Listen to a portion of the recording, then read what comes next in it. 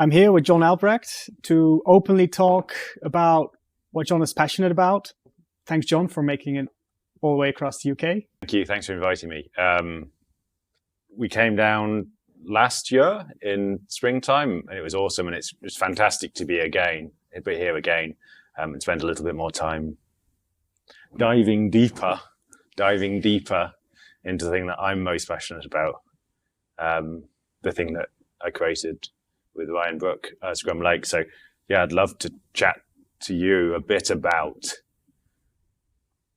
the values, I think, Scrum values, and understand from you what that means for you and what it means for me, and why I think it's really important, and sort of it underlies everything that we do. Yeah.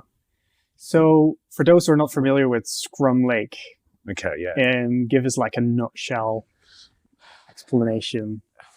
In a nutshell, Scrum in a nutshell.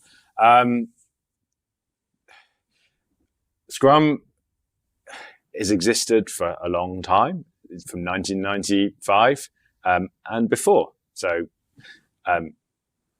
Uppsala, new product development game before, and proposed at Uppsala and then evolved over time. And it's been trained. It's been trained in many different ways, and people have been trained in Scrum on repeat. And people know what Scrum is. They do know what Scrum is, but they also don't know what Scrum is because they have been trained in the process of Scrum, and then they don't apply it. It's not applied. It's not embodied. It's not actually lived. And yet we train and we continue to train it, and it's not helping. So Scrum Lake is a metaphor model for Scrum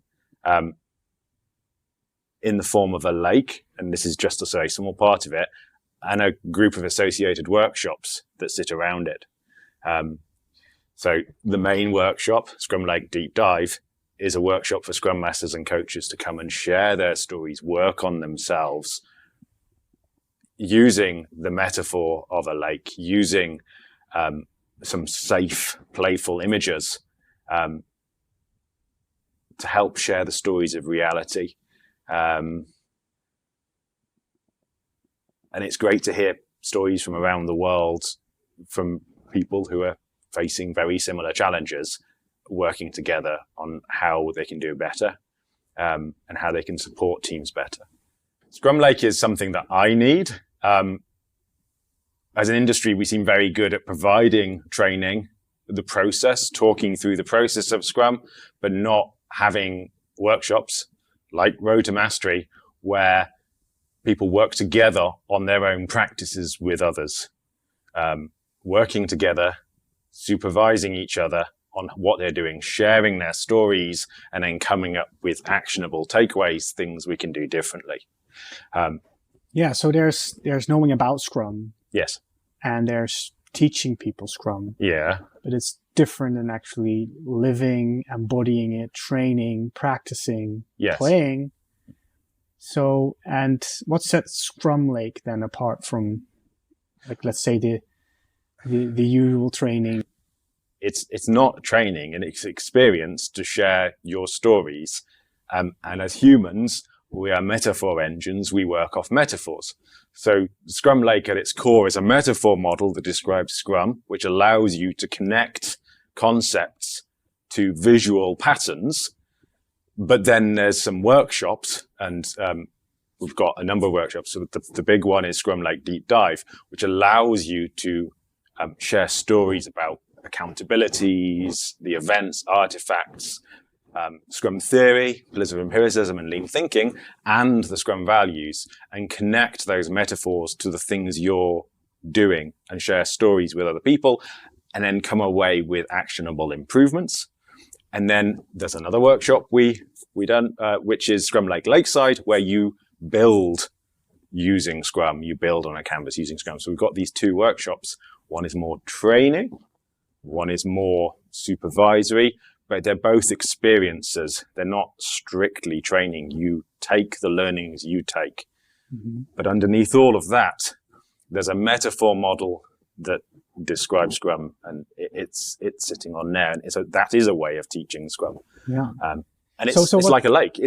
I see Scrum like a lake. It's an ecosystem. It's a thing that exists. Yeah. So the usual picture that people have of training is more like, okay, there's a trainer that is kind of teaching, showing you how, and telling you what to do and what not to do, and reflecting on what you're doing. Whereas this type of training, which is more about, putting people, giving them a voice, let them share their experiences with each other as they explore the Scrum through a metaphor. Yeah, it's co-training. You're working with others. You are teaching each others through a shared experience, which is what we do in our day jobs. When we're working with a team, we learn how to be a better product owner. We learn how to be better Scrum Master. We learn how to be better developers. We learn how to be a better Scrum team. And it takes years. Or it can take less time. It depends on the competencies of the team and how committed they are to the process of improving themselves and how they apply themselves. Scrum Lake is a way of accelerating that process with a relatively short workshop and taking those things away that then you can apply.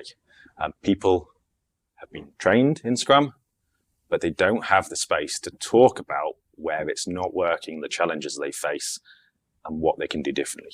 We have COPs in organizations, but they don't always offer that opportunity for people to actually talk about what's actually happening within their day job.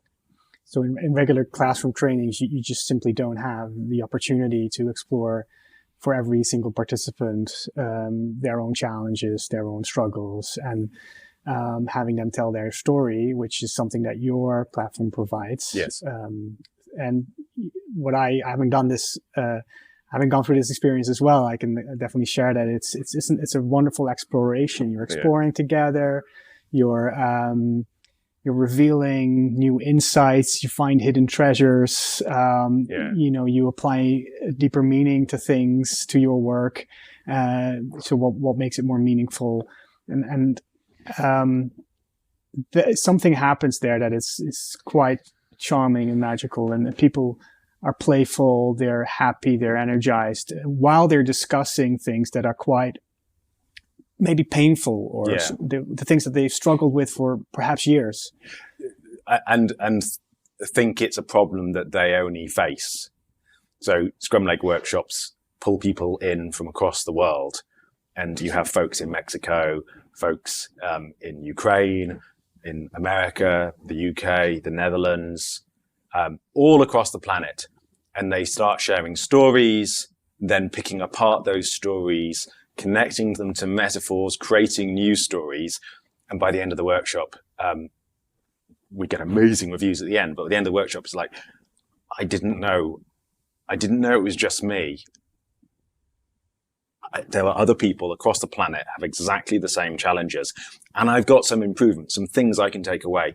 And I've talked about some tricky subjects, and I've used metaphor to mute it down. So it's playful, it's fun, it's like going to a retreat around a lake and just sitting around a campfire and talking it through with some people. We're humans, we want the connection, we want to talk it through.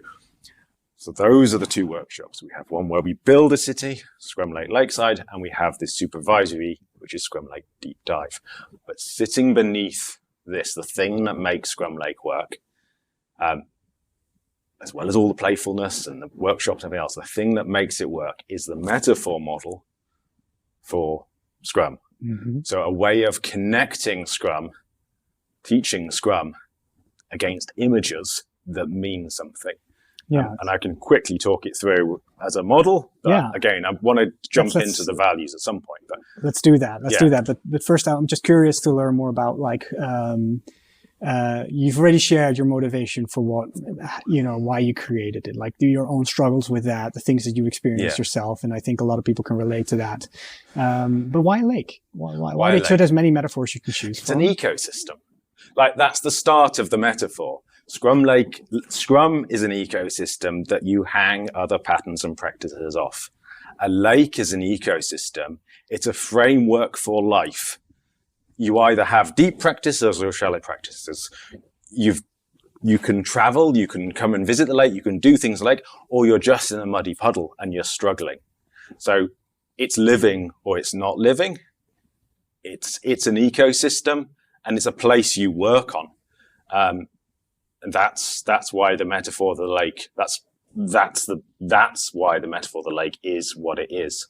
So if you think of a lake, if you think of the body of the lake as the practices of Scrum, the 3-5-3, 3 accountabilities and the Scrum team, 5 events, the process, the journey we go on, the journey, the voyage of a ship, and the 3 artifacts, the product backlog, the sprint backlog, and the increment, or increments.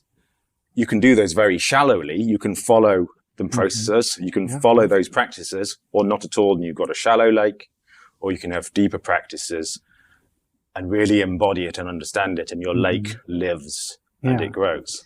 Yeah, so for those who have some experience working with Scrum teams in different environments, you definitely have the sense of there's the superficial Scrum, right? That's just the mechanics on the surface level. And there's where, the kind of the high performing Scrum, which is on the which functions on a far more deeper level, which has that empiricism, which has the values really lived, and they're not just words on the poster, right? It's embodied, but you can't really teach the embodiment. You can try teaching values, but it's what I connect with at a deeper sense. And I'm doing this to my chest. It's lower down in my body. It's an embodiment. It's how I feel.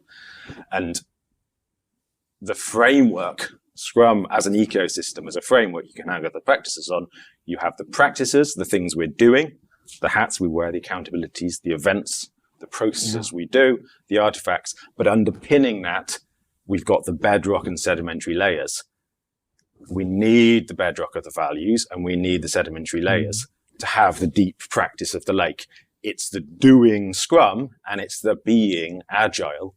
And you don't need the 3-5-3. You don't need Scrum at the top if you've got the being agile at the bottom. But are you going to get to be agile without doing Scrum? Maybe. It might be embodied within you. But it's the combination of being and doing and that ecosystem. So typically, Scrum teams will start doing surface level Scrum. They'll be doing Scrum. They'll have had lots of training in it. They won't be doing it, but they'll think they'll be doing it. And then as they do it, the practice better, and they continue to work on themselves, they start to embody the values of commitment, courage, focus, respect, and openness. And the whole team starts to understand that and really understand what it is to be agile and be connected to folks. Yeah. And as that happens, those pillars come to life and trust builds. The rules, we get clear about the rules of Scrum and our rules that we set for ourselves, and trust builds. And within this metaphor, trust is the oxygen within the lake, because without trust, a Scrum team is less gasping for air. You can't have courage. You can't dive deep because you've got no oxygen. Your Scrum team is devoid of air, and people are gasping for it. They want to live. They want to do a good job, but it's not embodied. That's a very high level. So there's teams gasping for at the service, and there's teams exploring and creating high yield, finding those treasures while they're exploring the deeper sides of the lake. So, but going beyond what the words are, because they're mushy words. You can't pick it up, you can't demonstrate it as a physical object. But living them makes a real world difference. Yeah. So there's a difference between those who live it and those who don't. And they have real world outcomes. They're fundamentally different. It makes all the difference. If you're living it, it makes all the difference. It enables the top. It's not a matter of just living it and being whimsical and wafting around in the values.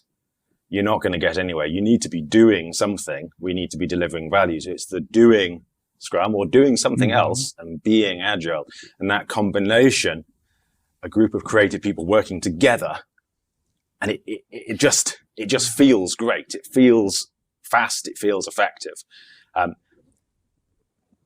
But again, that's the metaphor earlier. I think if we drop into the Scrum values, I'd love to give a quick overview of the entire framework, if that's okay, of the metaphor model. Yeah. But But I think also good to understand, can you, from your experience, share an outcome? Like the difference in outcome between a team that you have experience with that has embodied it versus a team that doesn't know. Give us an example of what's the big difference. Where's the value? Why are we doing this? Yeah. It's dry. If you've got a dry lake. If it's not embodied, if you're not doing it or being it, it's very dry. It's very siloed. And we talk about silos. But what happens on a dry team, like in the real world? There's friction. Mm-hmm. There's friction between people. There's friction between individuals, and there's friction to getting things out. Things don't move. You've got shallow practice. You're in a Scrum team, and you're not going anywhere. And people are annoyed that you're not going anywhere. And or even worse, they're complacent. They're complacent, or they're frustrated, and they're not actually talking about their frustrations. We're never getting anything deployed, or we get something deployed every 6 months to a year. There's apathy. There's no focus. You don't know what you're doing. We're just doing everything. And this wall of stuff, and we're cherry picking, but nothing is getting done. There's a fakeness to it.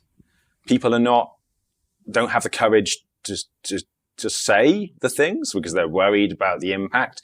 They're worried about their reputation. So there's like a fake delivery. We pretend to deliver to try and kick the can down from sprint to sprint. Like a fake agile theater. Fake agile, it's waterfall dressed in agile frame. It might not even waterfall. Waterfall might be better, and that's okay. It might be better to have a different way. Scrum definitely isn't working for this team. It is not working. It's not delivering anything. The team is frustrated with Scrum. They're frustrated with the Scrum Master that sort of is pulling some levers, but we're not actually changing anything. They're frustrated with the product owner. Things are pushing down on the team, and it's not a nice place to be. It's not a lake that you want to be in, and the company that's working around you is not happy with the outcomes of that team, and the team is pretending or trying to show good outcomes to essentially keep their jobs, to kick the can down the road.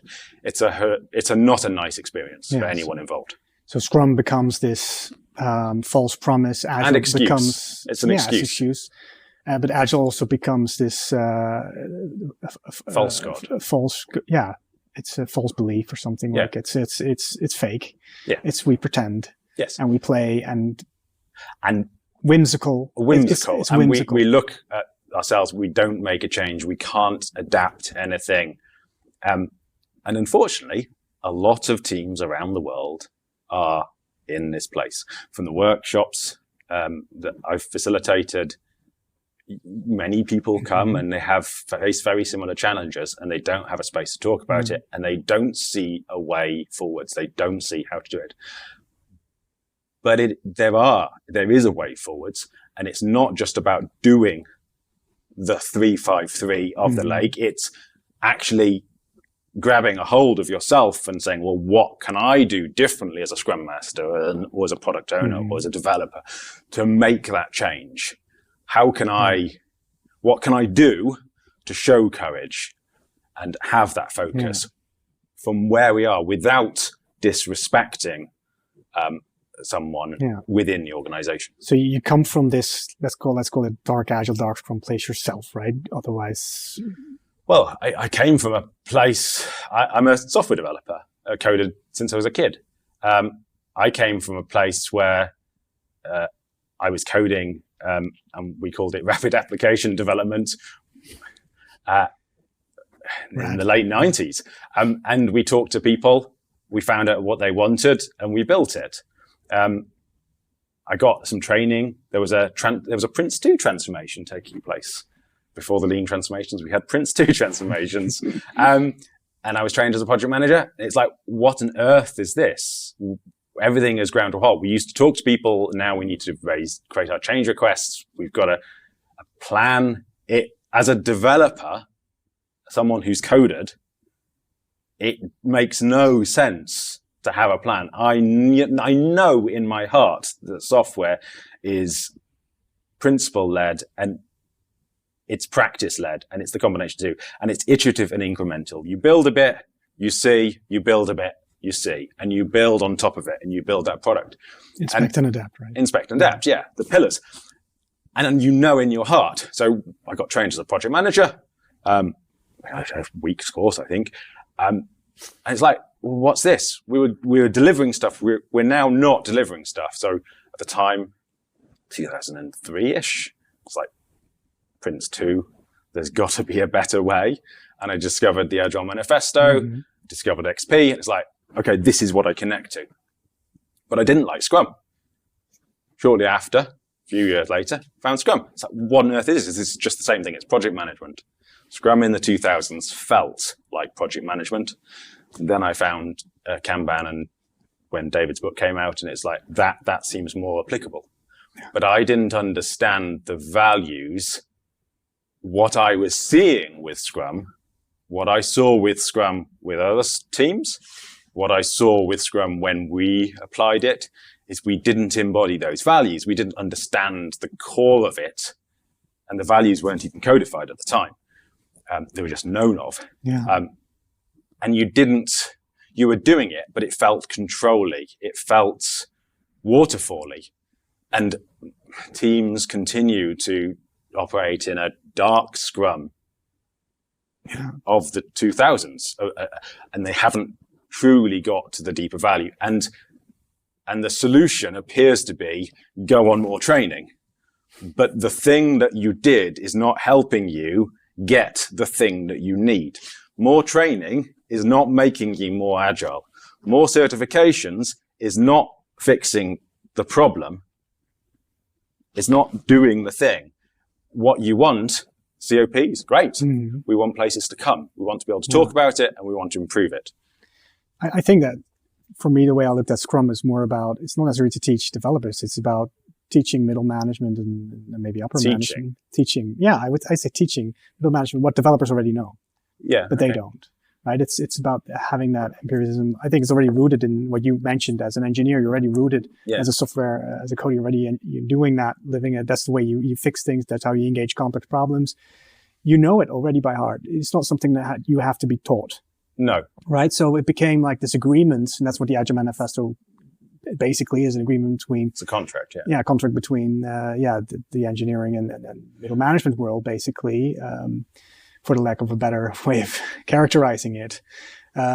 So giving us a framework through which we can collaborate more effectively and actually deliver something of high yield and value together in a pattern that suits. It's that contract between, and look at Scrum of the early days, it's a contract to say, leave the developers alone, give people space, trust us with the money for a period of time, and we commit, back in the early days of Scrum, we commit to deliver these product backlog items. We commit to the actual product backlog items, pre-sprint goal. And there was a commitment. It's like the risk is limited to a month. Give us the money, we'll give you something. And it's trying to build that trust between developers and management. Yeah. But it's still saying the management is the level above. Management of the parents, of the child, of the developers. Scrum of the modern day is more teal. It's more flattened. Networked. Almost. Yeah. But is that actually what people want? And we see the move away from Agile over the last couple of years as we move back to a more command-based structure. So we moved out of our cubicles into open offices, back into home offices. Yeah. And then backwards and forwards. These phases. And it can be very confusing with rapid development of new technologies, with changes in the markets, changes within the way organizations are structured, and of course people go through lots of meaningful changes in their own lives. And what I hope that this metaphor framework that you've had, people talk about a lot more things than just Scrum. Yeah. So, so you just to connect it back to like the values and empiricism and its pillars in Scrum, that's kind of what you would classify as very effective working doesn't change. What makes people effective doesn't change. It's the support of empowered people. And folks in Scrum Lake, we have veered off into other topics and we have discussed other things. SAFE has often come up as a topic of what we can do differently. So we're using this supervisory session to discuss intricacies of things that people face and work on how are we going to work together on that. Yeah. And it's not even about, again, Scrum, it's not about software developers. It works beyond. I've coached teams, non-software development teams. It works beyond Scrum. And again, beyond software. And again, what makes for effective working is the same. Then that's not going to change. Rise and fall of lean, rise and fall of agile. Ultimately, underneath all of it, at the bedrock, what makes things effective is exactly the same. And that hasn't really changed. Yeah. And I think, developers already know how important focus is to them. Yes. Right? To be able to focus. They're working on a complex problem and they know what it means to have the courage to work through these complex problems. And they know how, like, they can't always solve the problem on their own. They're reliant on other people with other skills around them that have deep knowledge and deep skills. And that's why also they know it's important to have that shared commitment to actually resolving these complex problems. So they know that it's already there. It's transitioning more and more into other, industries and organizations. So what Scrum Lake does, it doesn't teach them these values. It gives them a platform to talk about how these values are meaningful to them in their work. And that's beautiful. So we want to pull that up. I think, I want to maybe flip over and have a look at those ones, but I do want to talk about the whole thing. Yeah. Talk about what people are taught, and then we'll talk a bit about, and we can dive more into the values. So if I can talk through the entire metaphor model to give people the context, that'd be fantastic. So for me, at a metaphor level, Scrum Lake is like, it's an ecosystem, it's a framework you can hand practices off. And it's living or it's not. You have deep practices or you don't. It's a muddy puddle or it's not. So typically, folks are often just doing surface level. They're just touching on some of the things and saying they're agile or saying they're doing Scrum. Or say, well, Scrum doesn't work for us, we're going to do Kanban, is an often one. But you're just touching the surface. You're not doing it. So what happens? You start to do deeper practice. So in Scrum, we've got the 3 accountabilities, the 5 events, and the 3 artifacts. The 3 accountabilities and the Scrum team. So Scrum Master, accountable for effective Scrum. Product owner, accountable for maximizing value. Developers, accountable for increments of value. And those are accountabilities. They're hats we wear. They're swimsuits. They're like the diving suits. And it's just a different just color. A role, right? So it's not a role. It's an accountability. We all live in a yellow submarine, and this yellow submarine is the metaphor for the Scrum team. We all jump in the submarine as people. We're all equal people in one submarine. And there are some wetsuits on the wall.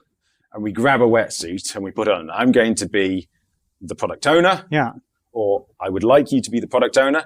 You're accountable for maximizing value of the products you're doing. So in a way, it's not like when sometimes people say you become a Scrum Master, but you don't become the suit. You're not the suit. You're wearing the suit. You're wearing the accountabilities. You might be employed as a Scrum Master or as a product owner, but you also wear the suit and you're wearing the accountability of the Scrum Master, the product owner, the developer. You can actually put 2 suits on or 3 suits on. It's going to reduce your focus and your ability, but you could be a developer and a product owner. You could put 2 wetsuits on.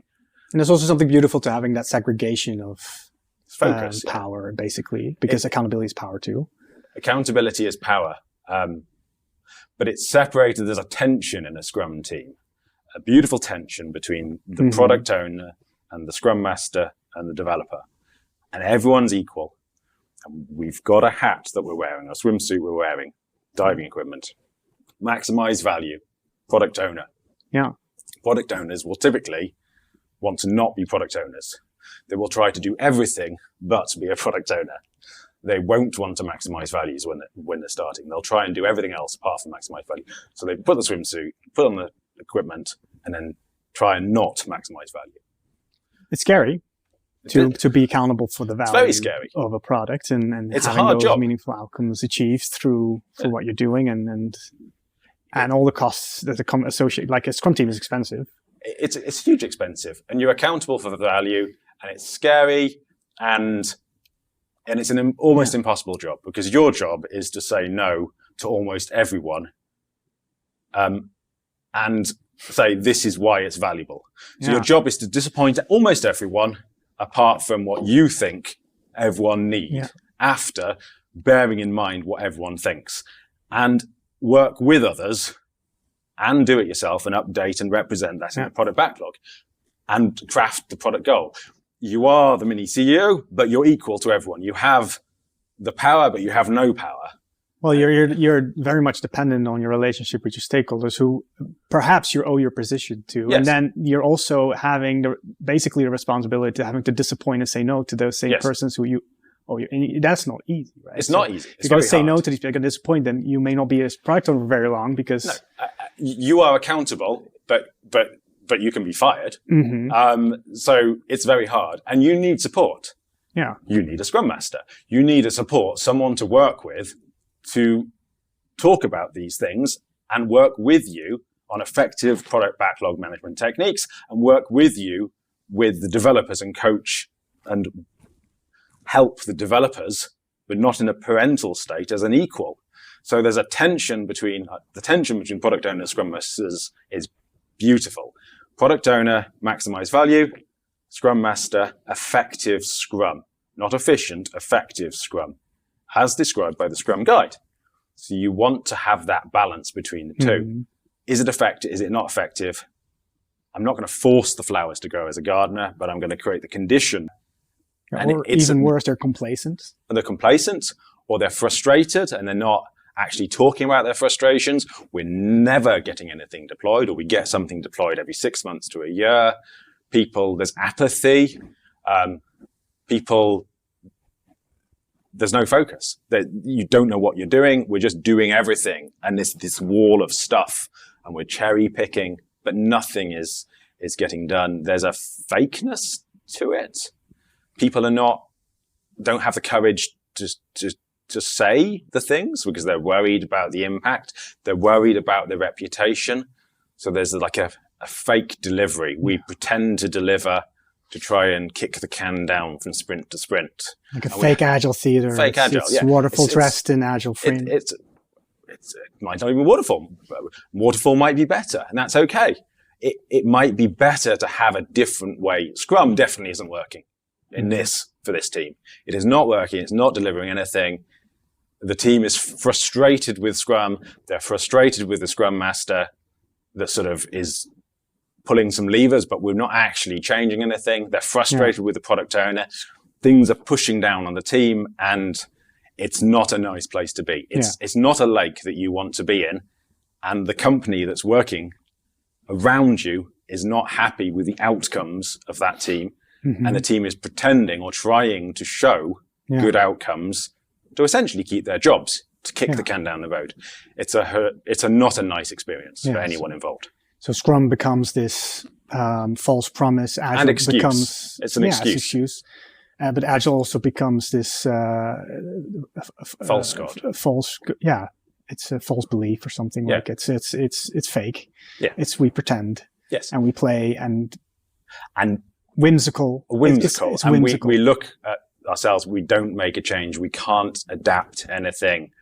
And unfortunately, a lot of teams around the world are in this place. From the workshops that I've facilitated, many people come and they face very similar challenges, and they don't have a space to talk about it, and they don't see a way forwards. They don't see how to do it. But there is a way forwards, and it's not just about doing the 3-5-3 of the lake. It's actually grabbing a hold of yourself and saying, well, what can I do differently as a Scrum Master or as a product owner or as a developer to make that change? What can I do to show courage and have that focus from where we are without disrespecting someone within the organization? So you come from this, let's call it dark agile, dark Scrum place yourself, right? Otherwise... Well, I came from a place, I'm a software developer. I coded since I was a kid. I came from a place where I was coding, and we called it rapid application development in the late 90s. And we talked to people we found out what they wanted and we built it. I got some training. There was a Prince 2 transformation taking place. Before the lean transformations, we had Prince 2 transformations. And I was trained as a project manager. It's like, what on earth is this? Everything is ground to a halt. We used to talk to people. Now we need to create our change requests. We've got to plan it. As a developer, someone who's coded, it makes no sense to have a plan. I know in my heart that software is principle-led and it's practice-led, and it's the combination too. And it's iterative and incremental. You build a bit, you see, you build a bit, you see, and you build on top of it, and you build that product. Inspect and adapt, right? Inspect and adapt, yeah, the pillars. And you know in your heart. So I got trained as a project manager, a week's course, I think. And it's like, well, what's this? We were delivering stuff. We're now not delivering stuff. So at the time, 2003-ish, it's like, Prince 2, there's got to be a better way. And I discovered the Agile Manifesto, discovered XP, and it's like, okay, this is what I connect to. But I didn't like Scrum. Shortly after, a few years later, found Scrum. It's like, what on earth is this? This is just the same thing. It's project management. Scrum in the 2000s felt like project management. And then I found Kanban, and when David's book came out, and it's like, that seems more applicable. But I didn't understand the values. What I was seeing with Scrum, what I saw with Scrum with other teams, what I saw with Scrum when we applied it, is we didn't embody those values. We didn't understand the core of it, and the values weren't even codified at the time. They were just known of. Yeah. And you were doing it, but it felt control-y. It felt waterfall-y. And teams continue to operate in a dark Scrum of the 2000s, and they haven't truly got to the deeper value. And the solution appears to be go on more training. But the thing that you did is not helping you get the thing that you need. More training is not making you more agile. More certifications is not fixing the problem. It's not doing the thing. What you want, COPs, great. Mm-hmm. We want places to come. We want to be able to talk about it, and we want to improve it. I think that for me, the way I looked at Scrum is more about, it's not necessarily to teach developers. It's about teaching middle management and maybe upper management. Teaching. Yeah, I say teaching middle management what developers already know. Yeah. But they don't. Right? It's about having that empiricism. I think it's already rooted in what you mentioned as an engineer. You're already rooted as a software, as a coder already, and you're doing that, living it. That's the way you fix things. That's how you engage complex problems. You know it already by heart. It's not something that you have to be taught. No. Right? So it became like this agreement, and that's what the Agile Manifesto basically is, an agreement between... It's a contract, yeah. Yeah, a contract between, the engineering and middle management world, basically. For the lack of a better way of characterizing it. So giving us a framework through which we can collaborate more effectively and actually deliver something of high yield and value together in a pattern that suits. It's that contract between, and look at Scrum of the early days, it's a contract to say, leave the developers alone, give people space, trust us with the money for a period of time, and we commit, back in the early days of Scrum, we commit to deliver these product backlog items. We commit to the actual product backlog items, pre-sprint goal. And there was a commitment. It's like the risk is limited to a month. Give us the money, we'll give you something. And it's trying to build that trust between developers and management. Yeah. But it's still saying the management is the level above. Management of the parents, of the child, of the developers. Scrum of the modern day is more teal. It's more flattened. Networked. Almost. Yeah. But is that actually what people want? And we see the move away from Agile over the last couple of years as we move back to a more command-based structure. So we moved out of our cubicles, into open offices, back into home offices, and then backwards and forwards. These phases, and it can be very confusing with rapid development of new technologies, with changes in the markets, changes within the way organizations are structured, and of course people go through lots of meaningful changes in their own lives. And what I hope that this metaphor framework that you've had, people talk about a lot more things than just Scrum. Yeah. So, so you just to connect it back to like the values and empiricism and its pillars in Scrum, that's kind of what you would classify as effective working doesn't change. What makes people effective doesn't change. It's the support of empowered people. And folks in Scrum Lake, we have veered off into other topics and we have discussed other things. SAFE has often come up as a topic of what we can do differently. So we're using this supervisory session to discuss intricacies of things that people face and work on how are we going to work together on that. And it's not even about, again, Scrum, it's not about software developers. It works beyond. I've coached teams, non-software development teams. It works beyond Scrum. And again, beyond software. And again, what makes for effective working is the same. Then that's not going to change. Rise and fall of lean, rise and fall of agile. Ultimately, underneath all of it, at the bedrock, what makes things effective is exactly the same. And that hasn't really changed. Yeah. And I think, developers already know how important focus is to them. Yes. Right? To be able to focus. They're working on a complex problem and they know what it means to have the courage to work through these complex problems. And they know how, they can't always solve the problem on their own. They're reliant on other people with other skills around them that have deep knowledge and deep skills. And that's why also they know it's important to have that shared commitment to actually resolving these complex problems. So they know that it's already there. It's transitioning more and more into other, industries and organizations. So what Scrum Lake does, it doesn't teach them these values. It gives them a platform to talk about how these values are meaningful to them in their work. And that's beautiful. So we want to pull that up. I think, I want to maybe flip over and have a look at those ones, but I do want to talk about the whole thing. Talk about what people are taught, and then we'll talk a bit about, and we can dive more into the values. So if I can talk through the entire metaphor model to give people the context, that'd be fantastic. So for me, at a metaphor level, Scrum Lake is it's an ecosystem. It's a framework you can hand practices off. And it's living or it's not. You have deep practices or you don't. It's a muddy puddle or it's not. So typically, folks are often just doing surface level. They're just touching on some of the things and saying they're agile or saying they're doing Scrum. Or say, well, Scrum doesn't work for us, we're going to do Kanban is an often one. But you're just touching the surface. You're not doing it.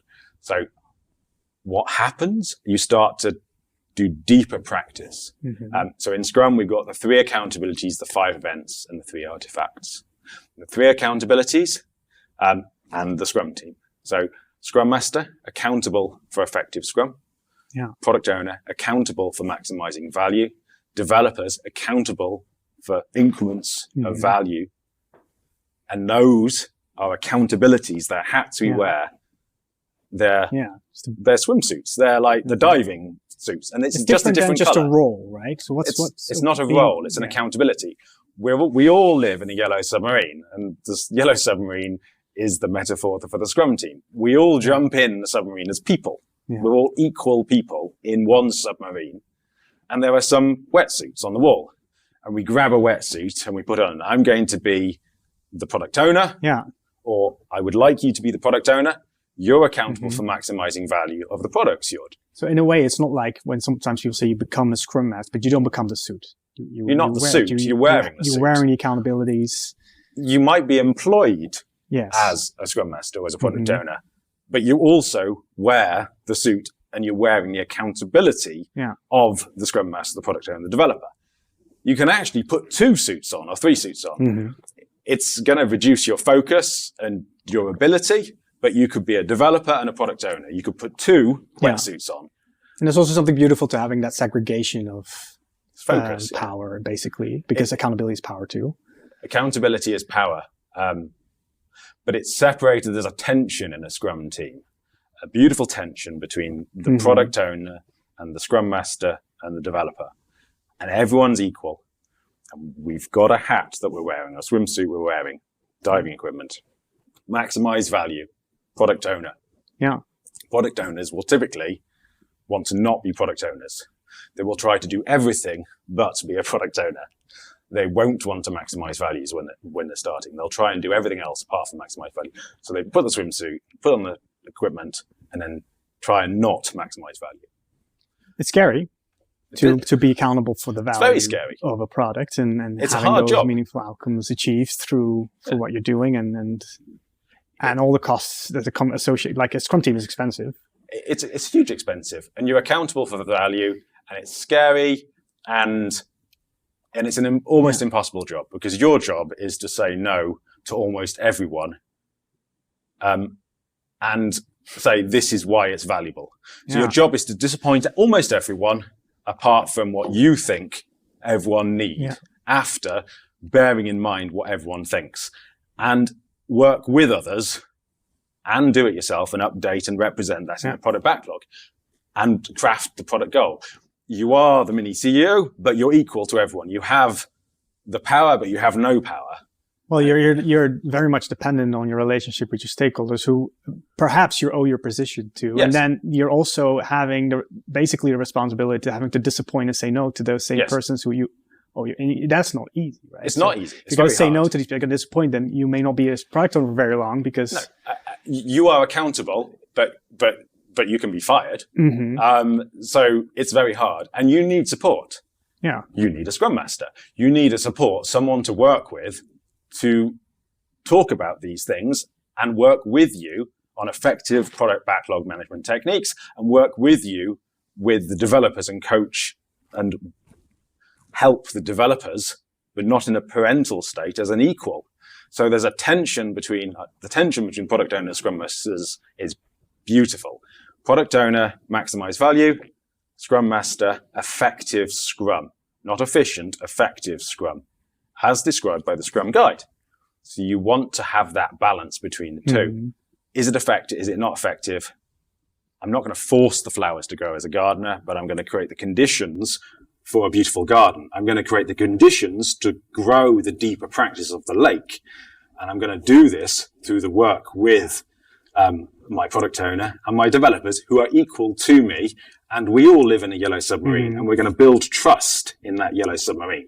Yeah. And trust is like the oxygen. So we've spent a lot of time in accountabilities, but those are the accountabilities, the hats we wear. Yeah, I love that. We all live in a yellow submarine. We're all part. And that, what I also liked about that metaphor is that submarine sustains you, that what gives the team its reason to exist is the value creators, the developers. Yeah. And, you're in the submarine together. If you do well, if you maintain your submarine, which is your kind of also like your product, right? If you maintain, you have to have good integrity. If you don't want to have people in the submarine who don't care about the quality of the product, if your life depends on it. No. And basically, it's like the team's existence depends on, how well your submarine is. How it's operating, the health of the submarine, how much fuel it is, who's in it, how well equipped it is. Yeah, how deep it can dive. You can jump out of the submarine as well. Our divers here, they've jumped. They've had the courage to jump out. Yeah. But they've got their submarine. They're all in the submarine, but they can go and do their own work within the team, but connected to the team. There can be big egos in a small submarine. There can be, and if there's a big ego, maybe the trust's going to go down, and maybe but maybe that's something to work on. Yeah. What I find beautiful, like if I just make a jump here, you also have these like, take for example, NBA basketball teams, like literally big guys, right? Yeah. Often big egos too. But they have a state of flow that they go through. They even do meditation. They do all sorts of plays and playfulness things, which you wouldn't necessarily think that big egos would be open to doing these things. But it's also what makes them such a powerful thing to watch and see what they're capable of. And I mean, it's a big leap from people in comfortable office chairs to an NBA team, but there's definitely, in terms of team building and teamwork and creating great experiences and creating great products, there's definitely similarities. This is why the practice start shallow and deepens as trust grows. And there's a concept in OD called the perceived weirdness index, where you grow at the edge of what is comfortable or what is weird for the organization. At the start, what is weird is a group of people working together on something. What might be weird in 5 years' time is people going and meditating to understand themselves or sharing things with each other. So there's a perception of what is socially appropriate within a team and an organization. And you'll see Scrum teams pushing the boundaries of what is weird for them. And as they push the boundaries, that team becomes out of kilter with the organization, and then the organization follows and grows, and leaders, managers follow, and we move to a more humane type of organization. So those are the accountabilities. And as the trust grows, the oxygen grows within the Scrum team. But what are we doing? We're not just wearing hats. We're just not if we had a submarine, self-managing machine, self-organized, going off on journeys, but what on earth are we doing? Middle, we've got the 5 events of Scrum. And for me, the 5 events of Scrum are a voyage of a ship. And the container of that is the sprint. And it's like the hull of a ship. And the container, the hull of the ship, the voyage, contains 4 other events. So at the top, we have at the surface, what's visible is the sprint. And the container is of a fixed period, a fixed length of time, because you can only fit so much supplies on a ship. You can only go so far. You can only achieve so much. And you have one voyage, another voyage, another voyage. And those voyages go back to back. And they're a 2-week or a 3-week voyage. And they're of a fixed length for a development period. You don't want to change the voyage length too much. You want to know how long the voyage is to know what to load into the hull of the ship. I like that idea of a voyage, and where a sprint is an exploration. Yeah. And there's freedom to figuring out how to get through that voyage with there being uncertainty. There's uncertainty on it. It's like a project. A sprint is like a project. It's like a voyage. A mini project. A mini project. You don't know what you're going to achieve at the start of it. You need to come up with it. And it's a voyage of discovery, of self and product. You're doing it together. You're working together on a ship. So what's contained within the voyage? We've got 4 events. We've got planning. Every project, every voyage, we need to set sail. What are we going to do? What's the voyage? What are we going to load onto the ship? What do we think we're going to achieve? Sprint planning is setting sail. Setting sail. I like that, yeah. So it's raising the sails. Raising the sails, setting the sail, raising the sails. It's also raising a commitment. It's raising. It's like a flag. It's, yeah. Yes. Putting that commitment. This is what we're going to achieve. And we'll come on to the artifacts and we'll talk a bit about those commitments and what those are. So once we've got a plan, we've got a voyage, we're setting out. What do we need to do next? We need to adjust course. So the helm of the ship is the daily Scrum. It's like that extra circle of on Scrum. And that's that wheel. It's the wheel. Where you can adapt, change. And it's a big wheel, and we make an adjustment every day. And we come together and we grab the wheel and make adjustments. We can make adjustments at other times, but it's that 15 minutes every day where we look and see where we are towards the goal, and we decide whether we need to make adjustment. And who grabs hold of that? The developers grab hold of that.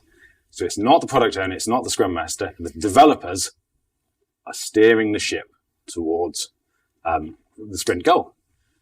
Product owner and Scrum Master. So what would you say to people who have like the conviction that, well, you need one person to steer, otherwise you're just tugging the wheel in different directions, getting nowhere? Well, how self-managing are those people?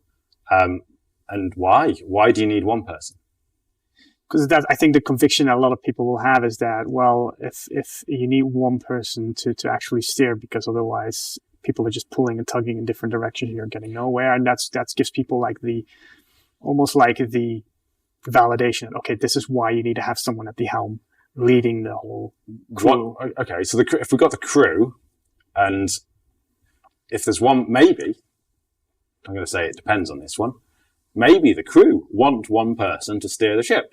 Maybe that's what they want, and they would be empowered by someone saying, this is the direction, we're going to do this, you do that, you do that. Maybe that's what that crew want. Or maybe that crew want to take it in turns. Or maybe that crew can all put their eyes out and they'll be empowered by all adjusting course and making changes. The metaphor doesn't fully helm still because it's a single wheel, but we have planned a sprint. We have planned the goal we're going to achieve, and it's up to the developers to decide how we get this work done. But why? Because they feel empowered. People feel empowered. They are empowered by the organization.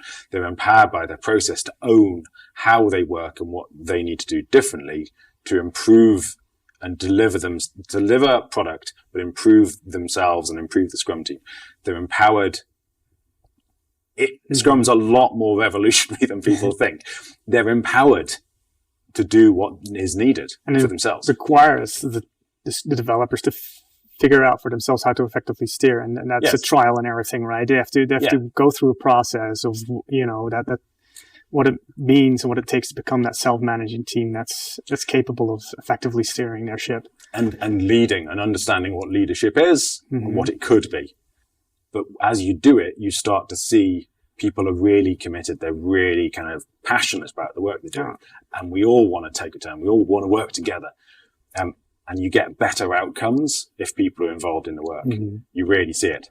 You can ask, like, if using a metaphor, you can actually ask the developer, like, does it feel to you like you're at the helm of your ship? Do you feel like you have control of that direction during the sprint that you can take as a team? So I use these, I smile because I use these images in retrospectives as well. So when folks come to Scrum Lake, provide these images, and then you can use them in retros, and you can say, well, what's it like? Does it feel like we're in the helm of the ship, and who is steering the ship within a sprint?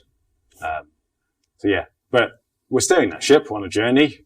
What's the point? We want to go somewhere. We want to get somewhere. The sprint review is arriving at port. We unload what we've achieved. We show our stakeholders what we've found, the journey we've gone on. And why do we need to steer the ship if we had a good planning and we know everything we need to do? Because nothing is what you see. And we'll come on to the artifacts. You will find something on the journey, and I'll talk a bit more in the artifacts about how those artifacts connect back to the daily Scrum and that helm of the ship.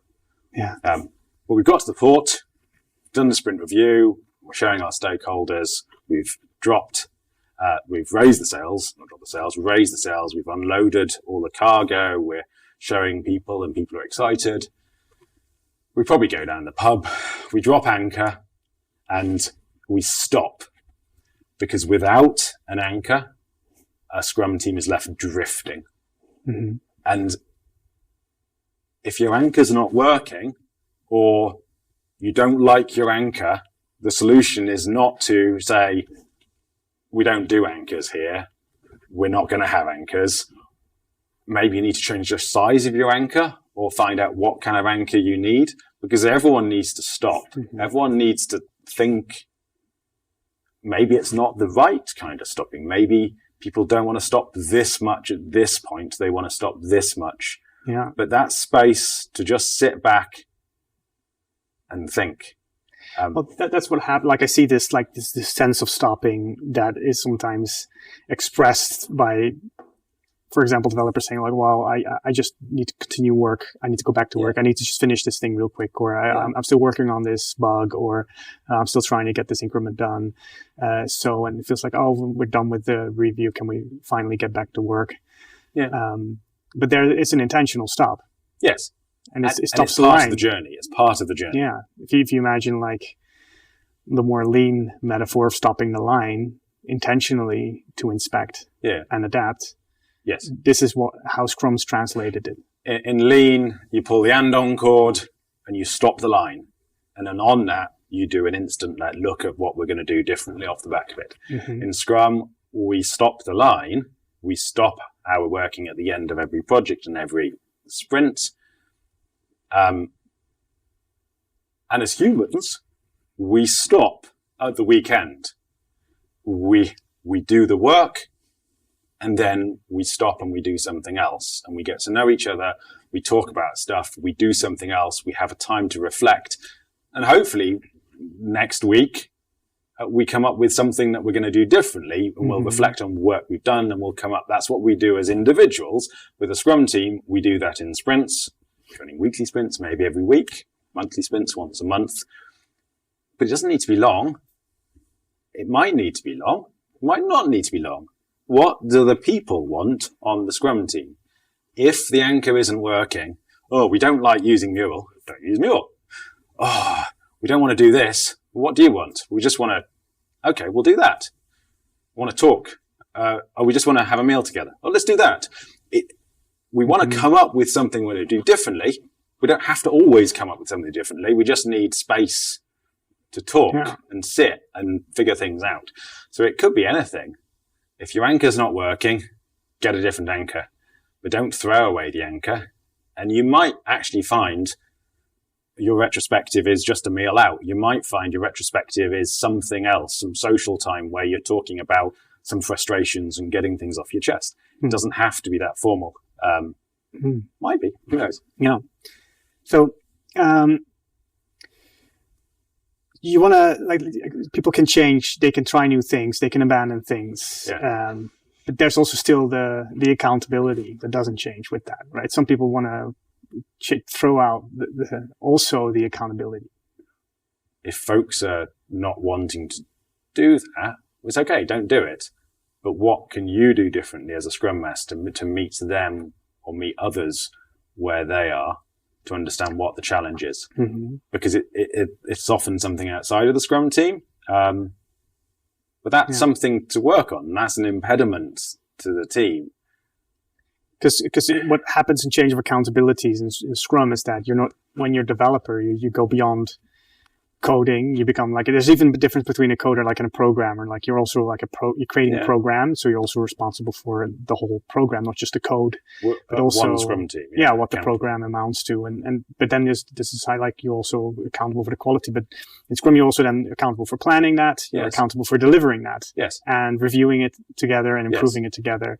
But there's some would say, like, okay, well, I just want to code. I just want to program. Let me just program. Let somebody else deliver. Let somebody else test. Let somebody else be accountable for the quality. Let somebody else. And I'm okay with that. Do the planning. Let me just do my work. If someone just wants to follow the process or do their own thing, we're in a team. What does the team need to support all variations of what people need, and what's the norms of that team, and how can we work together? The retro is an opportunity to understand that this individual just wants to code. If you meet that person where they are and show them what is possible, I truly believe you start to deepen everyone's practice. Just to use different metaphor, what will be the different in terms of, like, let's imagine you're playing instruments. You're a guitarist. The difference between a guitarist want to play guitar all day becomes the one's just the best guitar practitioner versus someone who actually just wants to be in a band, make music together, and actually play together with a bassist, and creating an album in harmony where you actually need each other. You can't, as a guitarist, just playing guitar. Yeah, you can make an album with just guitar sounds. But it's probably better if you create music together with other musicians. And for me, that's kind of like Scrum trying to bring the band back together again. Maybe. And also maybe cultivating a little bit more that, okay, yes, you want to become a great guitar player, but you also want to become a great band member and make great music together and create a beautiful album. You can't force anyone to do anything. You can't force anyone to do anything. No. And someone it has to be intrinsic. You have to intrinsically want this. But there's a difference between, well, why might someone be more intrinsically motivated to one or the other? It's to do with history. It's to do with how they've grown up. It's to do with previous jobs and what they've experienced. And it's okay for someone just to want to play music on their own. As a framework, Scrum uncovers what people really want and need, and then people need to do something about the thing that we've uncovered. If we discover that one team member doesn't want to be in a team and wants to do woodwork instead, prefers to do that, they've discovered that they don't want to work in a Scrum team that's sort of a development team, a Scrum team that's working together. they've decided to do woodwork and they go off and they do woodwork. Or maybe they discover they want to work more on their own and the Scrum team evolves and supports and basically creates some PBIs that are of value, which can be progressed by one individual and as a deeper competency. But we're adjusting, the team is adjusting its way of working to support people. The thing I like about Scrum is it surfaces the stuff slowly as we deepen the practice. But people, it doesn't fix anything. It just makes it more hurty. It just makes the thing more raw. People have to do something about it. And that retrospective, that dropping of anchor, is a key event where these things are slowly surfaced. And they happen on a regular cadence to slowly surface more and more stuff. Yeah. It's also can be quite, like, it's the moment where you listen to the song that you created, the increment. Right, it's just the treasure that you in your metaphor, like the treasure that you're gonna, like, what did you dug up together, and what value is there really in it, and what is it, and is it value, and is it? But I think now is a time maybe to move on to the artifacts. So if you think 3 accountabilities acting within events, so the events are in the pillar, the accountabilities are being used with the events. We're also using the 3 artifacts in the events, and the artifacts are the things that we use. So at the top of the lake, we've got the product backlog, owned by the product owner. It's at the top of the lake for our stakeholders who come to visit the lake in the sprint review or in refinement. And they come to visit the lake. Sometimes hippos jump into the lake. That's fine. Sometimes they jump out. That's fine too.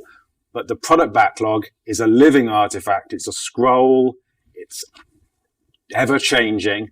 And at the top of the product backlog, we have the product goal, the seal, almost like the seal from the king, which gives purpose and why to the product backlog. And it's owned by the product owner, but anyone can update it, but the product owner remains accountable. And that's at the top. What happens when hippos jump in the lake of Scrum? We work with them. We have fun. Yeah. And it's fine. But when hippos jump in a lake, it's usually a muddy puddle and we've got shallow practice. Because we've not met. Not a lake. It's a muddy pond. Hippos love muddy ponds. Hippos love muddy ponds, and we're pretending ourselves. If we've got hippos jumping in a lake and if we've got a muddy pond, what do we need to do to deepen our practice, to show value? And what do we need to do and work with our stakeholders? How can we work with our hippos more effectively and help them come to the lake in a more appropriate way? It's fine. So we got the product backlog at the top, owned by the product owner. But what's the point of this? The point of the product backlog is the product goal, the why, and that is at the top of the product backlog. It gives purpose to the product. It gives a purpose and a sense of why we're doing what we're doing. It can change, and the product backlog items change. Anyone can update product backlog items and create product backlog items, but ultimately the product owner remains accountable for maximizing the value, and they do that in the product backlog in collaboration with others. We've got a product backlog. Brilliant. Well, how are we going to get the work done? We're going on these journeys. We're going on these sprints. We need a treasure map. So as we set sail, we create a treasure map. And that treasure map is the sprint backlog. And it contains 3 things. It contains the why, the what, and the how. The why is the sprint goal. It's the X marks the cross. It's why the sprint exists. And we craft the sprint goal by the end of the sprint. And we craft it by the end of sprint planning. And we craft the sprint goal by the end of sprint planning. And it's the X marks the cross. And we don't compromise on that. We're working towards, we're committed to the goals of Scrum. We're committed to the sprint goal. We might not achieve it, but we're committed. I like it. And also because it's the developers who create and update the map, like, because it's cartography work. Yes. We don't have we're going through uncharted terrain. We're going through the depths where there are unknown entities and that we kind of encounter. We're going to study and often in more like traditional companies, the unexpected is kind of like, okay, who's to blame for that, right? It's the thing that's unwanted. But in Scrum, it's like, okay, hey, here's something unexpected. Yeah. Cool. Let's study and explore it. Let's learn from that. And let's adapt our course and update our map. now that we know this. So that cartography work can only be done by those who are actually definitely down in there, who are in the ocean, where the developers who are diving. But it's one Scrum team, and the Scrum team is accountable for all product development. Mm-hmm. And although the developers will update the sprint backlog during the sprint, we commit as a Scrum team towards the sprint goal, but we can change and redraw the map. Mm-hmm. But we will add and update the map from the product backlog. And we add what we know about in planning. We add the what and the how. So we draw the what, which is the land masses. We pull in the product backlog items from the product backlog, and we update the map of what exists. And then how we're going to get there. We pencil in a route mm-hmm. of how we think we're going to achieve the sprint goal. We don't change the sprint goal, but we can change the what. We can redraw the map at any time, and we can redraw the how at any time. But every day we look at the map, we go, how are we trending towards the sprint goal? And we adjust course at 50 minutes, and we do it together. We find impediments, we surface impediments. Mm-hmm. Yeah, because at the sprint planning, when you start with the map, you don't know where the sharks are. No, you know there's going to be sharks probably. You don't know if you're going to encounter them, or if you do encounter them, what they're going to do, if it's going to be scary or not, and if you need. No. So, and I think this hooks back into what you mentioned earlier when you were talking about the wheel, about adapting that daily Scrum where you're changing or adapting course based on what you know then. And you see the rocks, you see the sharks in the daily Scrum. You've surfaced the impediments, the things that are going to slow us down. You update your course, how are you going to do it? And you try and remove those things and surface, as a Scrum Master, enable the conditions to remove the impediments. Make those things visible mm-hmm. that compromise or threaten towards a sprint goal. But ultimately, it's not your daily Scrum as a Scrum Master. It's the developer's daily Scrum. It's the developer's sprint backlog. But we're committed as a team towards the sprint goal, and it's our sprint as a Scrum team. And as we deepen our practice, trust grows, oxygen grows in the lake. We have a deeper lake. It's less muddy. The rules of Scrum come to life. The fish start to come to life, and we have growth. Yeah. But I want to talk more about the values, the bedrock and the sedimentary layers at the bottom of the lake, and how doing the 3-5-3 leads to being agile, and also understand your experience of those values and mm-hmm. the pillars. So what underpins all of this, the being agile, for me is the Scrum values and their embodiment. So as you do the practice, you deepen practice. But why is the practice deepening? It's deepening because you're embodying the Scrum values of courage, commitment, focus, respect, and openness. And as you embody those values, you're making things more transparent. You're looking at them and you're adapting them. And trust grows, and that trust is the oxygen. So courage, the metaphor for courage is the diving equipment that you put on. It's the courage to go for goals. It's the courage to work together as a Scrum team. And it's the courage to try things and go for things that you've not gone for before. You might start with a snorkel, but as you gain in competency, as you gain in courage, you move to more sturdy equipment. You will dive deeper. You will work further. And I think courage also comes from community. You're more likely to be able to dive deeper or go for higher mountains if you've got a group of people around you supporting you and understanding you. Mm-hmm. So that trust grows, and the community of that, and it grows. It's also the diving equipment, I think, contains the trust as well. As the trust grows, we need the trust to have the courage. So there's mm-hmm. like this loop where we have courage and trust. But if you don't have the trust, then you shouldn't have the courage. So there's like a tension mm-hmm. between the two. Something happens there when you see people around you, part of your team, when you see them stepping outside their comfort zones, when you see them showing vulnerability. Yeah. That creates trust. I think something happens. You see them do it, it makes you more willing to do the same thing. And same with commitment. You know they're going to support you. Then you're going to make a leap. If you don't know that, you're not going to make the leap. No. You're not going to step outside your comfort zone because you want to know how you're going to be supported, if you're not going to be ridiculed, if something goes wrong.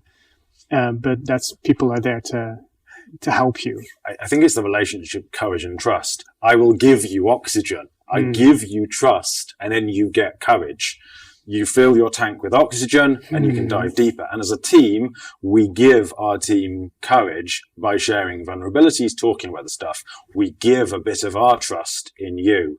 I give you something that's a weakness of mine, that you have something on me that you can hurt me on.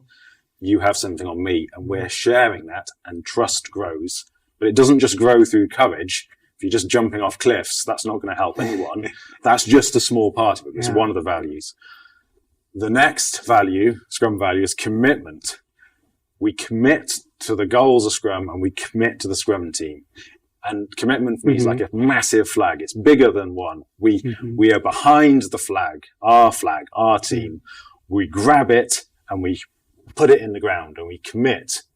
You can't achieve it on your own. You can't achieve it. It's too big. You have to do it as a team. And there's also the commitment is a thing. Like some would argue that commitment means doing what you're told to do, but that's not what commitment means in Scrum. Commitment in Scrum means you're supporting each other towards that flag, that goal. You're committing to two things in Scrum. Yeah. You're committing to the Scrum team, and you're committing to the goals of Scrum. And the goals of Scrum, we've got the product goal, the sprint goal, and the definition of done, which is the goal, the commitment to the increment. Yeah, with that support for each other, right? With that support for each other, So we can't do it on our own. The flag is too big. The work is too lofty. The goal is too hard to do it on our own. But together, if we commit together, we can get more done together rather than individually. Yes, you might want to play your musical instrument on your own, but you can be more than you are through others.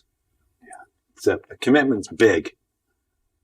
And people want to commit individually. We individually commit to something bigger than ourselves.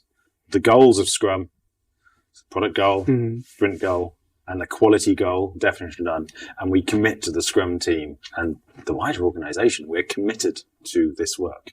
Yeah. You mentioned commitment to definition of done. Yeah. Quality. We commit to quality. Yeah. Again, within Scrum, quality in the wild, you see that being compromised. We're committing to goals and we're being held to account on things and we're compromising quality. In Scrum, we don't compromise on quality. Yeah. If it's not done, it's not done. And we maybe don't achieve the goal, and that's okay. We'll do something different. But we don't compromise on quality, and we shouldn't compromise on quality. We should understand what we expect of each other. Yeah, so something that I believe, like if you talk again about, the two different teams, the one with that commitment to the definition of done and teams who don't, it's like they will make sacrifices by creating quick, dirty workarounds. They'll just, in order to just deliver something, right? And because they're time pressured or, pressure from the organization to deliver. So you're going to maybe not write the kind of code that you would otherwise be proud of. No. So for me, like having that question, like how proud of you are you of the code that you wrote and how well does it represent you as a professional? You ideally want people to be proud of that, right? And to have that represent their professional capability, because you're a craftsman, you want to be proud of what you create. And when that's compromised, then what happens with, I think, the psychology of the developer is like, okay, they stop caring about the outcomes of their work because they're not taking accountability anymore for what they created, because they feel like external things, like maybe pressure from a product owner, pressure from external stakeholders, has caused them to create something that doesn't meet their own standards. And then they will also not care as much about the outcome of the work that they've created. I think it's nuanced. I agree with you, but I think it's nuanced. I think sometimes it's whether you agree or you think it's valuable. We might want to deliver something minimal viable, to test something or validate something, but we consciously understand what done is, what the quality goal of a spike or a learning or something that's just sufficient. Yeah. But we need to understand what that is. And then when we talk about definition of done as the lock on the treasure chest of value, there may be a different kind of key or a different definition of it. And that lock might, I think all Scrum teams have a definition of done. Like the simplest definition of done is it says we've done what it says on the PBI, or we agree it's done. There's often like an implicit definition of done. It's not written down. And that might be fine. Yeah. It doesn't need to be explicit. Sometimes it's good to write it down. But I think sometimes it's good to not deliver the full thing. But are we in agreement about what that is? And are we in agreement that for this type of thing, this is what we expect it to be like? Yeah. So when you're like that lock, I love it because it protects things from going into that treasure. That's not a treasure, right? It's not treasure. It has to be a value to go in. It has to be of quality, and has to live like. And what is that? It's your standards as a team. It's the standards, right? And or the development organization is wider than you. Yes. But as soon as a PBI touches or meets the definition of done, an increment is born. So as the PBI meets the quality expected of the definition of done, like a lock and a key, it goes in the increment, and suddenly the PBI, the outcome, becomes an increment and it's potentially releasable, but you don't have to release it in the box. You can hold it back, but it's protected by that lock. But there's definitely a force at play that wants to try and break the lock, right? Yeah, of course. Because, it's a bar, it's a standard before something go in and people want to take shortcuts. Yes, I think there's a nice tension. Sometimes I think the answer on all of this stuff is it depends. But again, it's a slippery slope to compromise on quality. Yeah, because you don't want a minimal viable product to start like becoming this excuse for delivering crap. No, we'd be compromising on quality, and it lowers the bar, and then we're going to lower the bar again.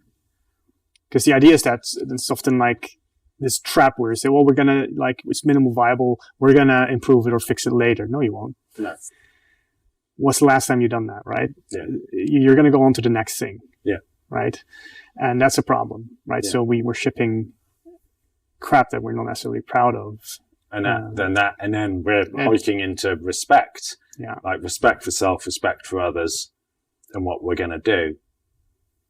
I'm going to jump on. Yeah, you don't want to be associated with that crap, because if you're going to deliver crap and you're going to deliver it late, what does it tell about you and your team and your own, like would you do that? Would you do that kind of work on the submarine that you're living in? Probably not, right? You want to have high standards that you're going to meet. You want to know your teammates are doing the same thing.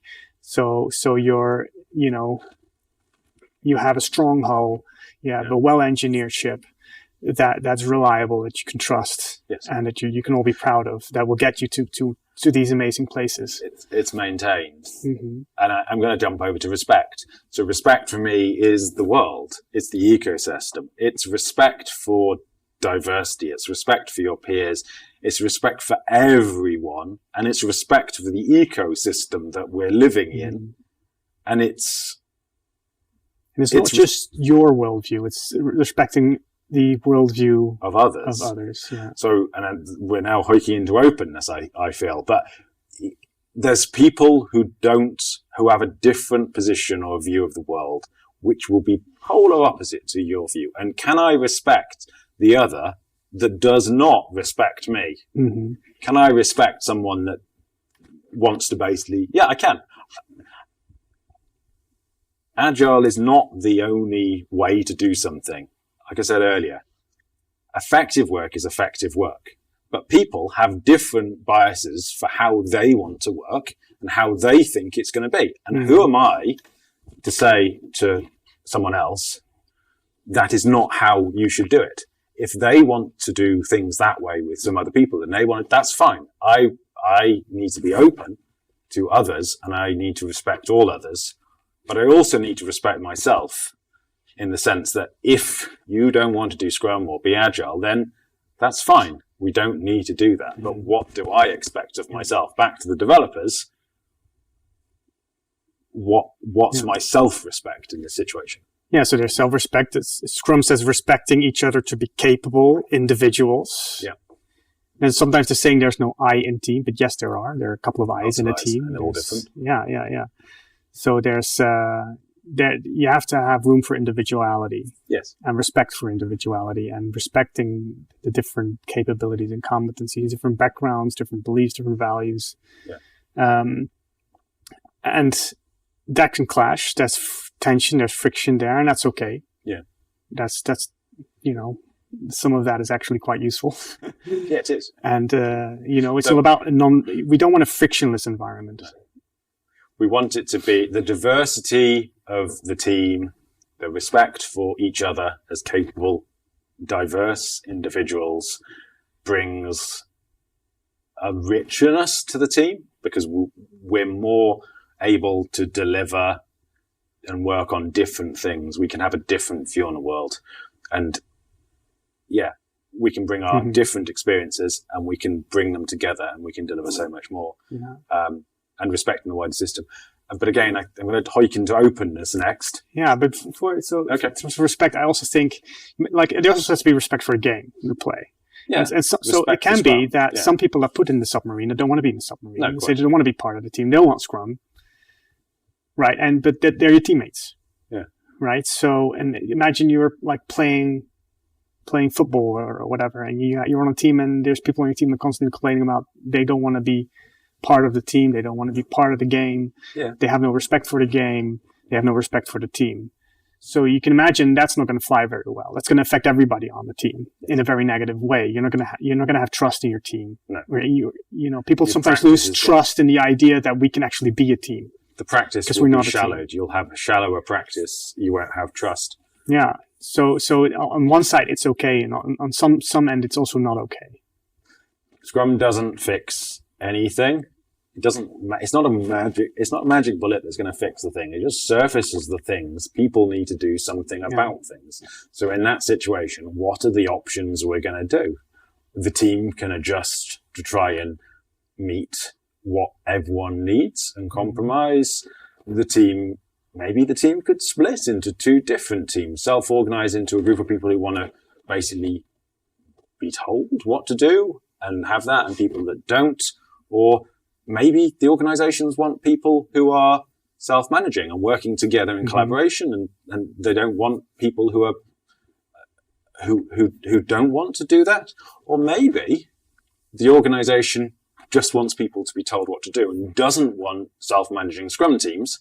And in that case, well, Scrum isn't the right thing. So Scrum just surfaces the problems and then goes, this is the problem. What are you going to do about it? The problem with Scrum in the wider situation is Scrum surfaces the problem and goes, this is the problem, what are you going to do about it? And then people go, there is no problem, it's all fine. That's not what this is supposed to do. Scrum's supposed to go, but in order for Scrum, because Scrum itself doesn't reveal it to people. Yes. Scrum almost makes it impossible not to be open about it. It's like, it's just a mirror. You're looking at the mirror. Yes. And it's going to reveal what it reveals, whether you like it or not. But it is possible. You can break the mirror, you can hide the mirror. But it is possible to use Scrum and not have these values. And if you don't embody these values, or you don't learn and understand these values as a Scrum Master, as a product owner, as a team member over time, you won't look in the mirror and you won't be open and you won't uncover this stuff and you won't do anything about it. But then Scrum will uncover that. And you're not doing Scrum, arguably. You're just doing some stuff and then complaining about Scrum. Yeah. That's not going to help you. It's the way it's played and how you play. And if you're playing in respect, and maybe it's not the right game for you. It could be. Or your organization. Yeah, or your organization. And if it's not your accountability to make that change, like some people will say, like they're disempowered from making that decision, whether I'm just in Scrum because my organization someone has decided, and okay, I'm working in it. I don't believe it. I don't think it's right, but it's also not my accountability to make that change. And then you're in this kind of position where you're just complaining about the game, right? That you're a victim to the circumstances. Coming on to openness. So the metaphor for openness within Scrum Lake is leaving your cave. And that cave has teeth. It's got a boundary. It's got an edge. And Are you open to Scrum? Are you open to the lake outside of the cave? Can you see it? Mm-hmm. Do you understand your boundaries of what is and isn't you, and what you are open to share and not open to share?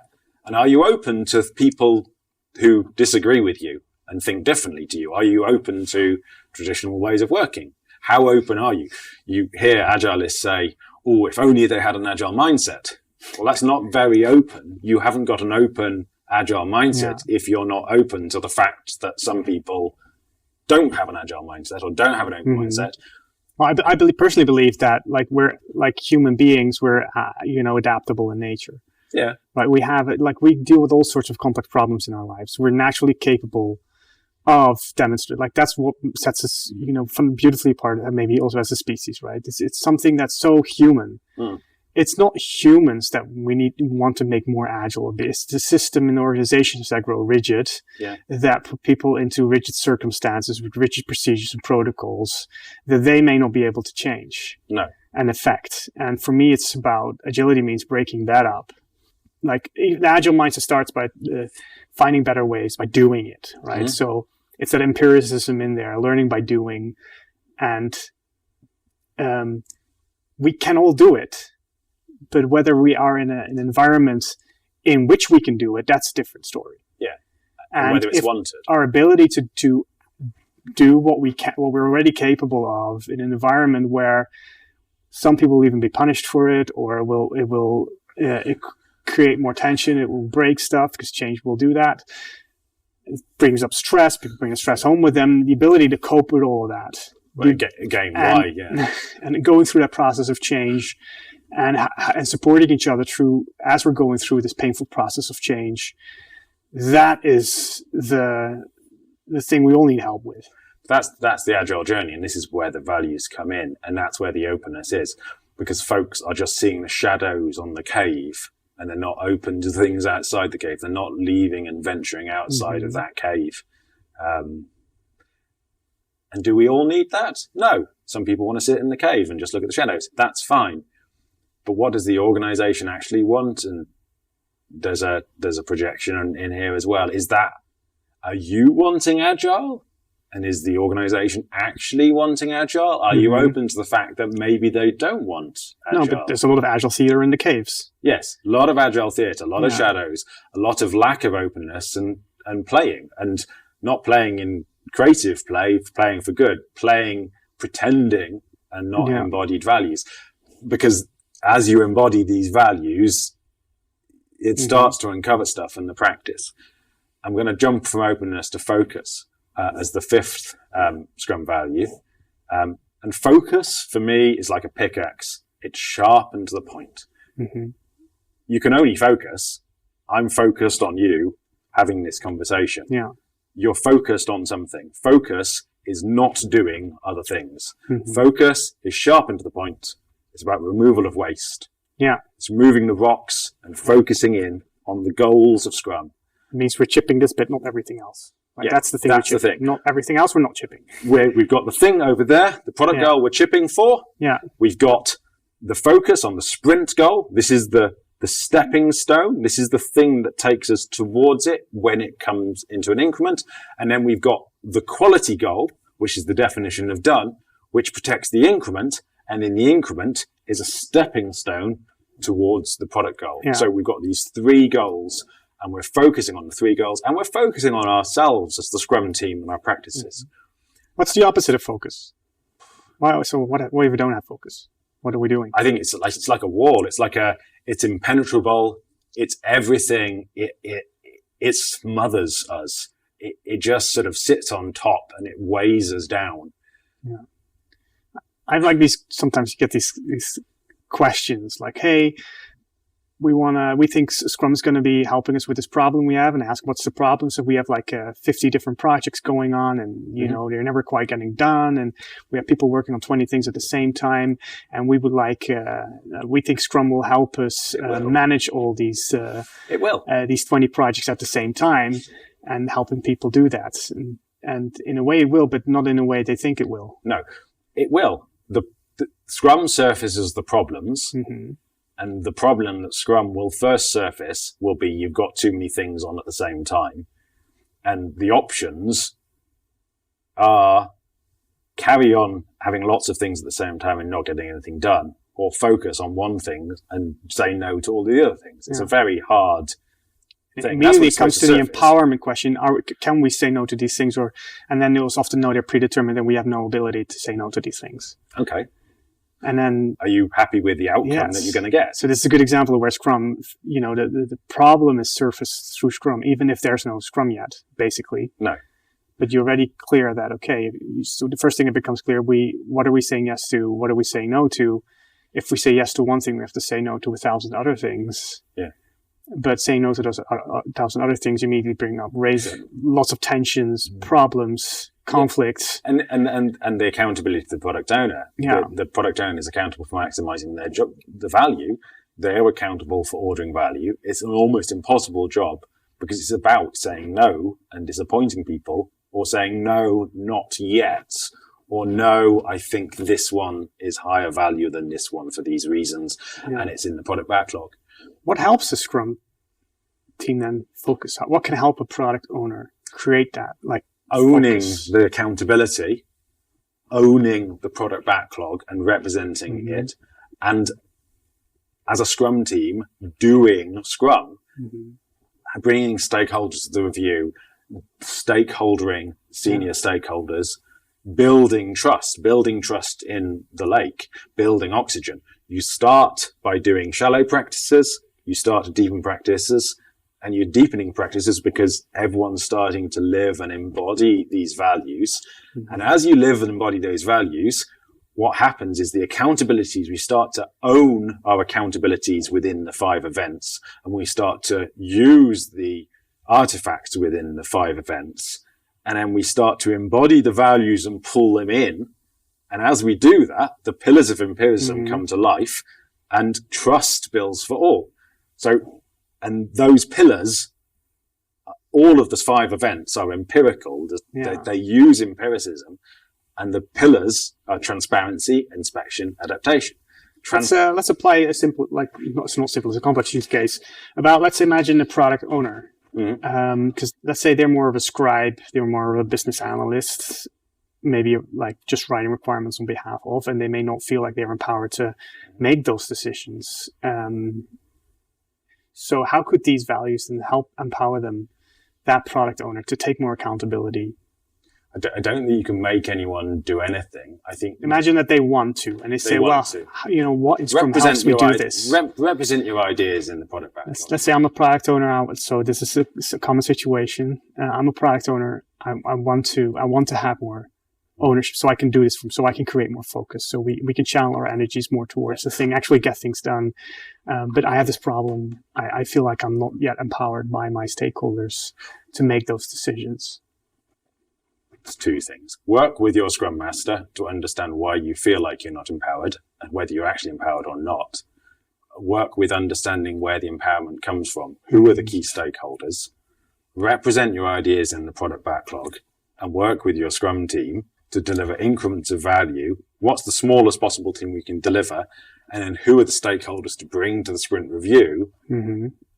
And if they don't want to come to the sprint review, that's fine. Maybe we need to do something else beyond to try and build trust with senior stakeholders.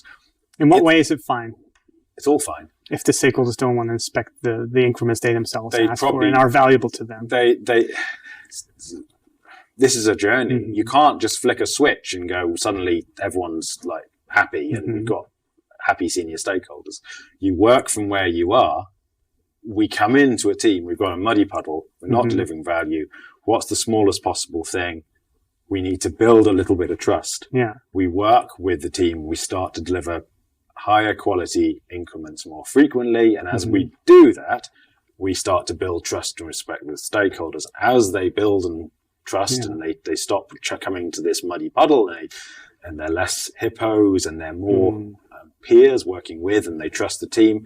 They start using the sprint review. As a sprint review, we get more stakeholders, key stakeholders, sprint review, trust builds, and this engine keeps on going. We're doing the practices, we're being agile. So to take that ownership is let's say you have effectively, that's a great tool, the product backlog, right? So that's what you started with. Like you have the order and you make your decisions visible through the order of your backlog, right? Yes. And that can help you communicate, like, and you have the product goal kind of shining on it like a spotlight side, what goes in the spotlight and what doesn't.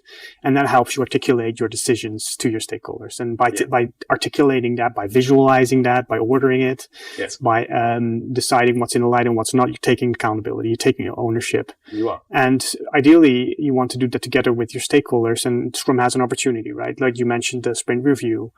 And so that's a platform, that's an opportunity. But yeah, you have to, maybe the problem, they're not showing up. Well, how can you get them to show up is, of course, through valuable increments that give them reason to show up for, because they want that value, right? They want to get the... Yeah, but this is where people get annoyed with Scrum. Because if you think of Scrum as a lake, you've got the 3-5-3 practices and you've got the values. You don't actually need any of the practices. You don't need the accountabilities. You don't need the events. You don't need the artifacts to deliver value.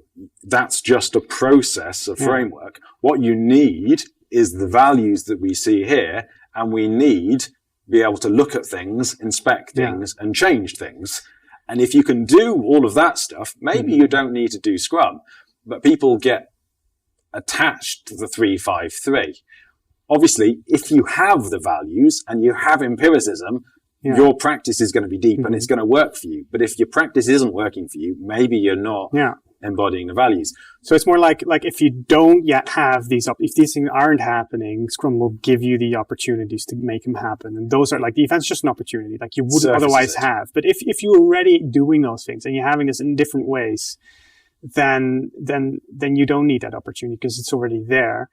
But so for me, often it's like, okay, we introduce these events to create opportunities that are otherwise not there because developers aren't interacting directly with stakeholders.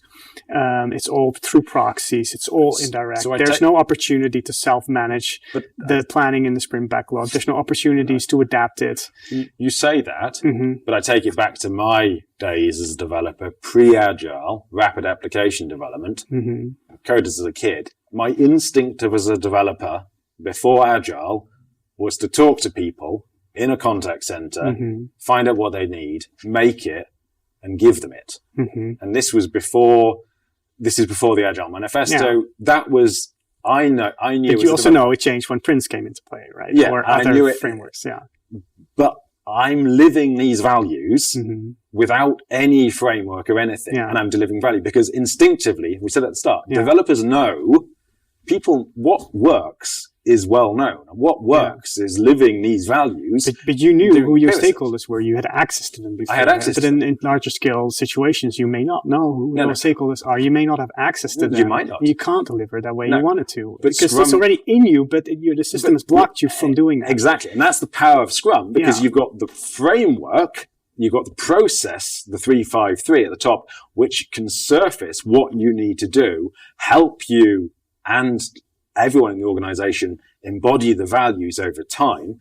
And then, as I want to come to, empiricism comes to life. Because if you think of the sprint as a container, it pulls in the accountabilities. We use the accountabilities in the Scrum team in the sprint. They are people who work within the sprint. On the right, we've got the artifacts. We're using the artifacts.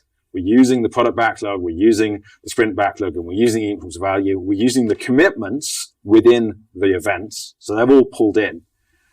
We're embodying the value. We're getting strong bedrock under the lake. We're embodying the values, and then the pillars of empiricism come to life. And the empiricism is the Scrum theory, right in the middle, and lean,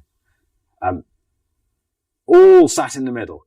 And that's the core of it. You can throw it all away, make things transparent as appropriate. Transparency is like glass. On its own, shards of glass, pretty dangerous. If you make everything glass, that's not what you want. But it is what it is. This glass is transparent. I can see through it. It might be translucent. Transparency is what it is. But we also have a shared understanding that this is a glass and not to drink from. And not just transparency. The matter it's made from. I understand it's glass. And we make how we're working, the accountability is transparent, we make our events transparent, and we make, most importantly, the artifacts transparent. appropriately based on the environment we see ourselves in. But if you make everything glass, brilliant. Well, maybe not. If you make everything glass, people are probably going to cut themselves. Like, make everything transparent. Maybe the organization, the team isn't a level to do that. What's the appropriate level of transparency for this? And transparency, glass on its own, when it's not formed into something, useless. What's the point? You need to do something with it. So you need to look at stuff. The glass is embodied within the goggles, and you're looking at the artifacts. You're looking at the how we show up, our accountabilities. You're looking at our values. We're looking at the events. We're looking at the artifacts. We're making things transparent, and we're inspecting them. And then finally, like true kind of, like, imagine your ocean, your expeditioners, your scientists. You're looking at things. You're studying them. You're creating a shared understanding of what you're looking at. What is it we're dealing with here? What's the unknown? What are we encountering? We're inspecting. We're adapting, and it's coming to that shared understanding, and not leading from false assumptions about things in the way they should have been. It's about, okay, this is our expectation. This is reality. There's a gap. Right? Inspect and adapt, and not wait for a very long time where you have a huge, expectation and reality gap. And often, especially in those success theaters, we keep going with pretending the thing, what should have been, is the thing, but it's not the thing. It's not the thing. But again, if you just got transparency and inspection, what's the point? You're just looking at everything. You're looking at your belly button. It's the emperor's new clothes. Emperor's new clothes. It's tailors creating the... timely adaptation. May be the change in the world. Scrum doesn't fix anything. It just makes visible the things you need to do. And adaptation is your hand. It's an action. And it's got a wristwatch. Timely adaptation. We want to make changes at an appropriate time, as close to the event. We want to make changes in the daily Scrum. We want to make changes in planning. We do timely adaptation to the things of the lake, ourselves, and the rules of Scrum. And it's minimizing deviations. So in summary, you can throw it all away. If you've got the 3 pillars, you're cool. If you've got the 3 pillars with the 5 values, it's even cooler.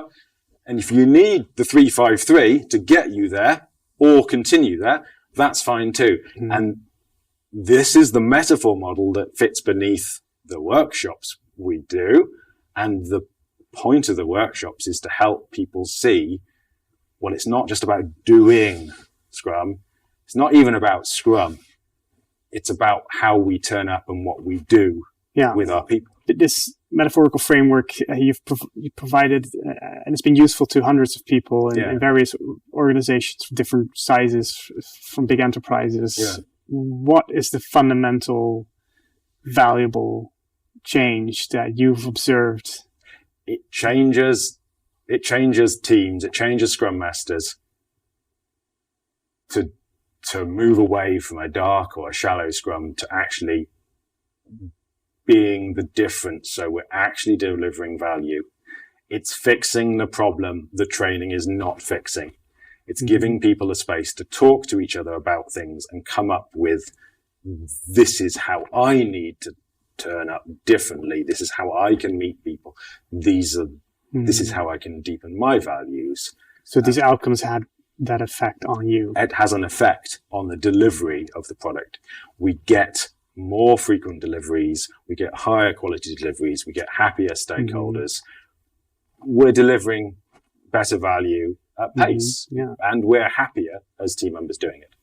So that line and that light radiates. And it's positivity on you, on yourself, on the Scrum Master, as a product owner, because you live doing, as a developer, you feel good, and as a team and the organization, it just empowers. If you go back to your younger self, that early programmer, how does this connect back to that? We were doing it. People have been coding and doing this without Scrum. Scrum is not needed. Scrum is just a tool to support you in what you need to do. How it connects? I misunderstood Scrum at the start. I thought it was a project management framework. I have a deeper understanding. I believe I have a deeper understanding, and I think I know Use it if you find it useful. If it's not useful, don't use it. It's up to you. It's a framework. It's a thing you hang things off. But actually use it and get an understanding. Get close to what actually it means, and it will make all the difference. But if it doesn't work, don't use it. Play with it. Play with it. Yeah. See what happens if you play with this. See what happens if you play with this. And I could encourage everyone to just try it out, give it a shot, play with it, and make up your own mind about it, gain that experience. But don't blame it if you're not actually doing it. So that's it. But yeah. Thanks. Yeah, thanks, John. Thank you. Thanks. It was great talking to you, and thank you. Yeah, I really appreciate sharing your story, sharing what you created with the world, and helping others along their journey as well. So I really deeply appreciate it. Thank you. Thanks so much.